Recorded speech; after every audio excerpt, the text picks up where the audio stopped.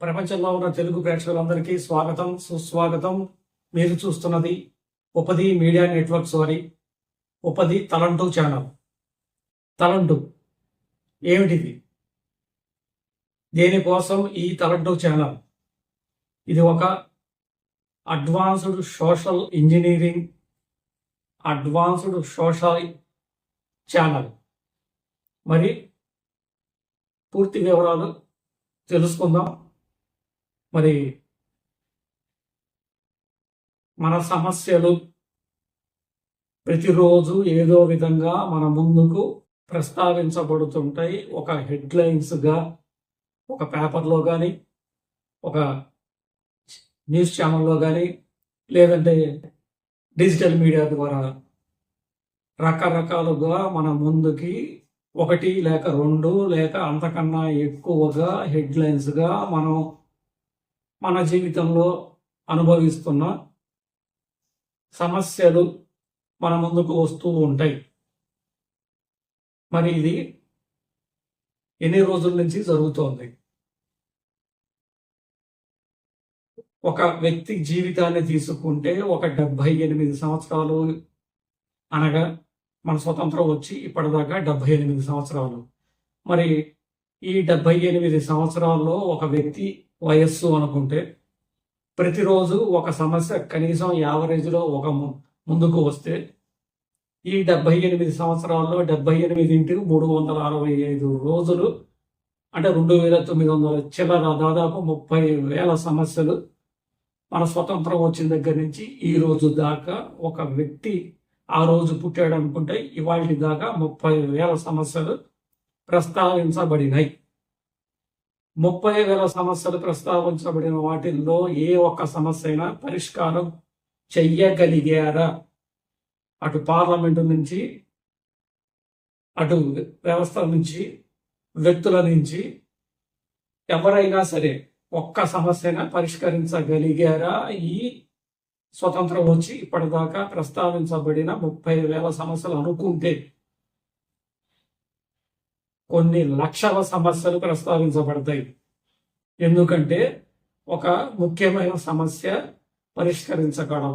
పరిష్కరించకపోవటం వల్ల, ఎవరైతే పరిష్కరించాలో వారు చెయ్యకపోవటం వల్ల, అనగా న్యాయ వ్యవస్థ, ఆ వ్యవస్థ సరిగా పనిచేయకపోవటం వల్ల ఆ సమస్య పరిష్కారం కాదు. ఒకటి, అది సమస్యని సాగతీసినంత కాలం అది మురికి మరిన్ని సమస్యలుగా మారి అది వ్యక్తుల మీద, రంగం మీద రకరకాలుగా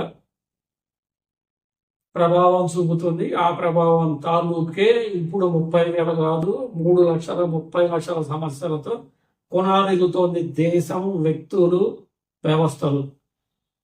అందుకనే ఏ సమస్యని పరిష్కరించుకోలేం, ఏ ఒక్క అభిప్రాయానికి అందరం కలిసి ఒక చోటకి రాలేం. ఇలానే బతికి తీరదామా? దీనికి మూల కారణం ఏంటి? సమస్యలు ఒక్కటి కూడా పరిష్కారం కాకపోవడానికి ఇందాక చెప్పుకున్నట్టు ఏ వ్యవస్థకి ఆ వ్యవస్థ సరిగా పనిచేయకపోవడం ఒకటి, ఇంకా రకరకాల కారణాలు ఉన్నాయి. అన్నిట్లోకి మూల కారణం వ్యక్తులుగా మనము మన మనస్సుల్లో పుట్టిన దగ్గర నుంచి పెరుగుతూ ఏర్పరచుకుంటున్న నిశ్చిత అభిప్రాయాలు, తిరుగులేని నిశ్చిత అభిప్రాయాలు ప్రాణంతో సమానం అన్నమాట. ఆ అభిప్రాయాన్ని వదులుకోవడం అంటే ప్రాణంతో సమానం అన్నమాట. అట్లా కొన్ని నిశ్చిత అభిప్రాయాలు సామాజిక దౌర్బల్యాన్ని తన బలంగా చేసుకొని ఆ దౌర్బల్యాన్ని తోనే బతుకుతూ సామాజిక మురికి, మానసిక మురికి, సామాజిక దౌర్బల్యం, ఒక ఫిక్స్డ్ అభిప్రాయాలు మొత్తం కలిపి ఒక వ్యక్తిని అత్యంత లిమిటేషన్తో బతికే విధంగా చేస్తూ తను ఎదగకుండా, ఎదుటివాడిని ఎట్టి పరిస్థితుల్లో ఎదగనీయకుండా, తద్వారా దేశం ఎదగకుండా చేస్తున్నాం. ప్రతి వ్యక్తి కారణం, వారి జీవితం మారకపోవటానికి కారణం వాళ్లే. అంతేకాకుండా అందరూ కలిసి నేను వచ్చి అందరినీ ఎదగలేకుండా చేస్తా, మీరు వచ్చి అందరినీ ఎదగకుండా చేస్తారు.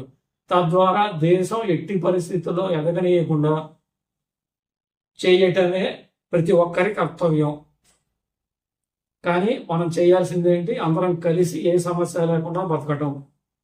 పూర్తిగా విరుద్ధంగా వైరుధ్యంగా బతుకుతున్న ఈ తీరుని స్పష్టంగా ఎనలైజ్ చేస్తూ ప్రతి ఒక్కరికి అవగాహన కల్పిస్తూ, ఇందాకే చెప్పాం, మనకున్న అభిప్రాయాలు ఒక 25 ఏళ్ళు వచ్చేటప్పటికి ప్రాణంతో సమానంగా, నా అజ్ఞానం నాది, అదే నా తెలివితేటలు, అదే నా బలం, నా ప్రాణమే వదులుతా కానీ వాటిని వదులుకోను. ఇట్లాంటి పనికి మాలిన లిమిటేషన్స్తో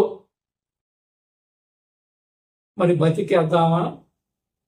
ఇట్లానే ఎటువంటి ఆలోచన లేకుండా, ఎటువంటి విచక్షణ జ్ఞానం లేకుండా, ఎటువంటి కనీసం సామాజిక అవగాహన, సామాజిక జీవనం అన్నది ఎటువంటి స్పృహ లేకుండా 150 కోట్ల మంది అట్లా బతికేద్దామా? మనం బతికేసి ఏ సమస్య తీరకుండా ఇదే సమస్యల్ని వచ్చే తరాలకు అందిద్దామా? ఇదే నా జీవితం? ఒక తాను ముక్కలాగా మొత్తం ఒకే రకంగా ఎందుకు పనికి రాకుండా ఒక తరాన్ని గడిపేసి అదే జీవన విధానాన్ని వచ్చే తరానికి, ఉదాహరణకి వాడు 3 ఏళ్ళు 4 ఏళ్ళు రాకుండానే స్కూల్కి పంపించడం, ఇక బట్టి చెప్పటం, ఇవన్నీ ప్రతి తరంలో స్టాండర్డ్స్ అనమాట. అట్లా ఉండాలంతే. అది దానికి మార్చకూడదు. విజ్ఞానపరంగా, సైంటిఫిక్ పరంగా వాడు నేర్చుకోవడానికి వీల్లేదు. ప్రతి దేశంలో 7వ 8వ సంవత్సరంలో మాత్రమే స్కూల్స్కి పంపిస్తారు. యూరోప్లో 7, 8 ఏళ్ల తర్వాత మాత్రమే ఆలు ఏబిసిడీలు నేర్పుతారు. జపాన్లో మనకి 3 ఏళ్ళు రంగాలనే దిద్ది బారయ్యాలి, చెయ్యాలి అంతే. అది చెయ్యాలంతే. మీరు ఇంకంతే, ఏ తరమైనా అంతే చెయ్యాలి. మా తాత అట్ట నేర్పారు, వాళ్ళు అట్ట నేర్పారు. మరి 7 ఏళ్ళు 8 ఏళ్ళకి నేర్చుకున్న ఆ దేశాలు ఎలా ఉన్నాయి, మనం ఎలా ఉన్నాం?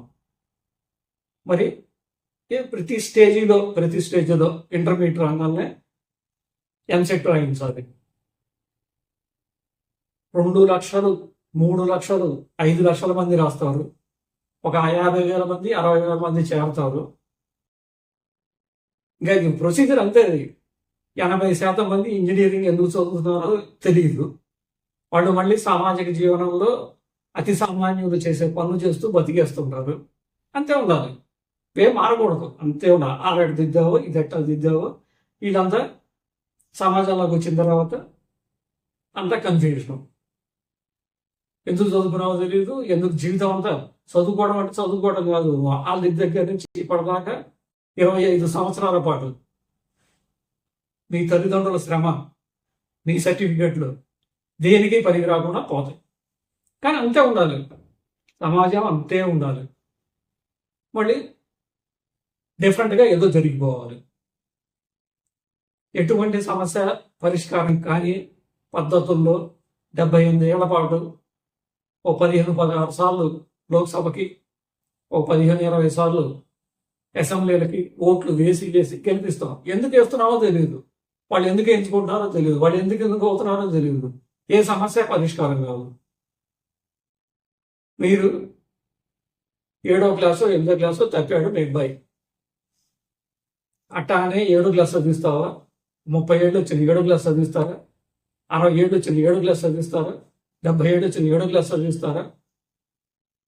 మరి అక్కడ సాధ్యం కానప్పుడు, మీ జీవితంలో ఎప్పుడు ఇట్లాంటి బుద్ధిహీన పని చేయనప్పుడు, ఏ సమస్య పరిష్కారం కాకుండా 78 ఏళ్ల పాటు అదే విధానాన్ని ఎందుకు అవలంబిస్తున్నారు?